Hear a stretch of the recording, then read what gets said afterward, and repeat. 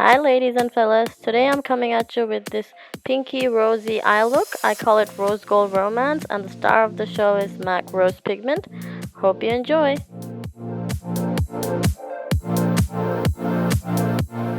So I'm starting off with my transition color. I'm using MakeupGeek's Creme Brule as usual. It's one of my favorite transition shades.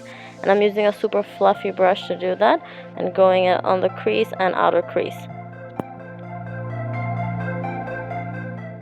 Now I'm going with Morphe eyeshadow in ES14 size, and I'm popping it on my crease and slightly on the outer crease. I'm using a more tapered fluffy brush, and here I'm jamming to CS Cheap Thrills, as you can see.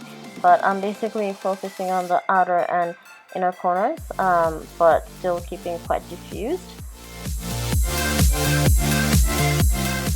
Now I'm taking MakeupGeek's Cocoa Bear eyeshadow, and I'm using a crease brush like the MAC 217, and I'm putting it on my crease closer to the lid, and I'm also focusing it on the outer and inner corner, if you can't tell, I'm doing like the sandwich sort of halo look, which I really love doing. I really love those looks. You'll probably see a lot of them on my channel.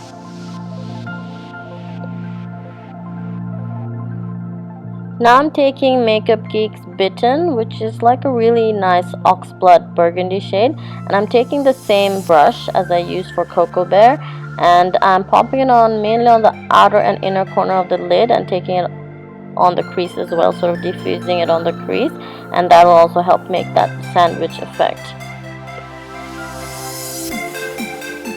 Now with a pencil brush, I'm taking MakeupGeek's Cherry Cola. It's one of their newer matte shades, and the name speaks for itself pretty much. It's a brown with strong red undertones, basically the color of a cherry cola. And I'm popping it in the inner and outer corner of the lid, really concentrating it with the pencil brush, and then I'm blending it up with the crease brush. And if you want, you can add a bit of Bitten to blend that out.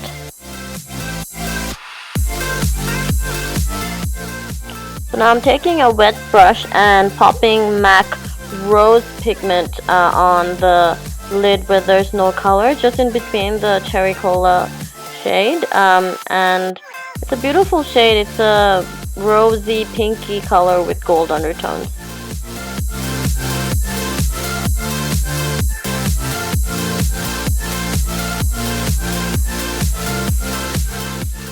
Now I'm taking a black eye pencil and popping it on my waterline. You can see my mouth wide open there. Happens all the time when I do this. And I'm going with a pencil brush and then blending that black pencil out and smoking it out a little bit. Now I'm taking Cherry Cola with that pencil brush and popping it on top of that smoked out black liner.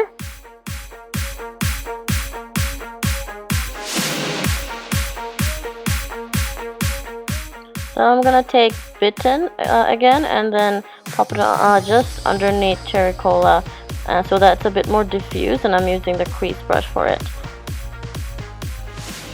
And then I'll go back with the Spice shade from Morphe to warm up that bottom lash line.